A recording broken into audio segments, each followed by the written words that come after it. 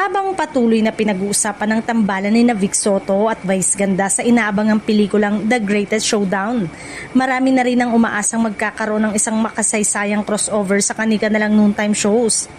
Ayon sa mga fans, magiging napakagandang promo kung mag-guest si Bossing Vic sa Showtime habang si Vice naman ay mapapanood sa Itbulaga kasama ang Dabarkads.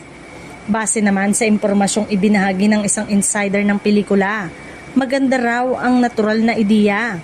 Gayunpaman, nilinaw nitong wala pa umanong formal na pag-uusap tungkol dito. Hindi rin daw masasabi sa ngayon kung matutuloy, ngunit wala rin namang nagsasabing imposible itong mangyari. Lalong umiingay ang usapan matapos ang kanilang mall event sa Gateway 2 noong linggo.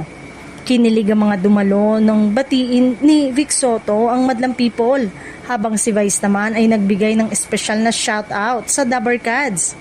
Para sa marami, tila senyales ito ng magandang sama ng dalawang noontime icons.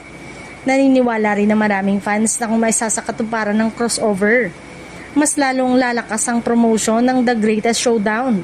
Dahil sa napakalaking fanbase ni Vic Soto at Vice Ganda, inaasahan ng marami na magiging isa ito sa pinakamalalaking pelikulang kalahok sa MMFF 2026.